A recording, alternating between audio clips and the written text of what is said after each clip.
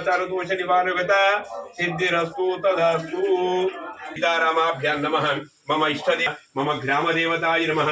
मम गृहकारुण्य जलदेवताय नमः। तलेजरो नमस्कार समनंताय नमः। गोविंदाय नमः। केशवाय स्मरणाय सोमदेवाय गोविंदाय केशाय नमः। ओम पद्मनाभाय नमः। ओम दामोदराय नमः। ओम शंकरधनाय नमः। वासुदेवाय नमः। ओम प्रद्युम्नाय नमः। ओम अनिरुद्धाय नमः। ओम रेण्यं वर्गो देवस्य धीमहि धियो यो न। జయ శ్రీమన్నారాయణ। ఈరోజు ముక్కోటి వైకుంఠ ఏకాదశి సందర్భంగా హిందూ బంధువులందరికీ కూడా వైకుంఠ ఏకాదశి శుభాకాంక్షలు। ఈరోజు వైకుంఠ ఏకాదశి సందర్భంగా ప్రతి వైష్ణవాలయాల్లో ఉత్తర ద్వారం ద్వారా స్వామివారు దర్శించుకుంటూ ఉంటాం। పూర్వకాలం మురాసుడు రాక్షసుడు సంహరించిన తర్వాత విష్ణు భగవానుడు ఆ యొక్క మురాసురుణ్ణి మరి నాకేం నేను చేతిలో సంహరించబడ్డాను స్వామి, మనకి వరమీయమంటే నిన్ను ఈరోజు ఏకాదశి కాబట్టి నేను ఏకాదశిగా నామకరణం చేసి 24 ఏకాదశులు ఉంటాయి మనకు సంవత్సరం లోపల, ప్రతి పౌర్ణమి ముందు అమావాస్య ముందు।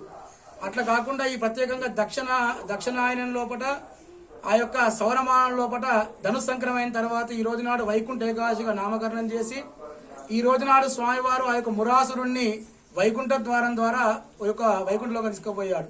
అదేవిధంగా మధుకైటబులను కూడా బ్రహ్మ తన చెవుల్లో చూపించిన మధుకైటబులను కూడా ఆ యొక్క విష్ణు భగవాన్ సంహరించి వాళ్ళకి వరంగా వాళ్ళిద్దరినీ కూడా వైకుంఠ లోకానికి ఉత్తర ద్వారం తీసుకుపోయాడు। అంటే పుణ్యాత్మంతా ఈ సంవత్సరం ఈ యొక్క దక్షిణ చనిపోయిన పుణ్యాత్మంతా వేచి ఉండి ఉత్తర ద్వారం ద్వారా ఇది వెళ్తూ ఉంటారు। మరి అయ్యా మా ఒక్కరికే కాకుండా సమస్త మానవాళికి కూడా ఈ యొక్క భాగ్యం కలిగించమని కోరుకుంటే ప్రతి వైష్ణవాలయాల్లో వైకుంఠ ఏకాదశి సందర్భంగా ఉత్తర ద్వారం ద్వారా స్వామివారి దర్శనం చేసుకోమని చెప్పారు।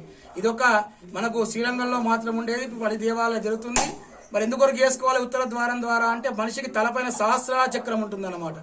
ఉత్తర ద్వారం ద్వారా దర్శనం చేసుకుంటే మనిషి ఉత్తేజంగా ఇంకా ఉత్తేజంగా మారి ఎక్కువ పని చేసేటువంటి ఆస్కారం ఉంటుంది, మనిషి యొక్క బుద్ధి కానీ జ్ఞానం కానీ పెరుగుతుంటుంది। కాబట్టి ఈ ఉత్తర ద్వారం దర్శనం చేసుకుంటే మనకు కూడా మంచి జ్ఞానం కలగాలి।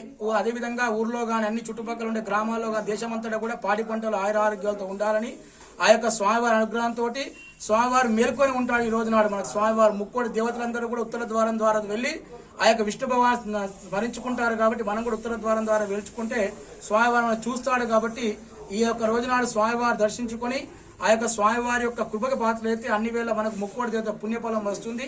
ఉపవాస దీక్ష చేసినా కానీ స్వామి దర్శించుకున్నా కానీ ఆ ఫలితం కలుగుతుంది చెప్పడం జరిగింది। జై శ్రీమన్నారాయణ।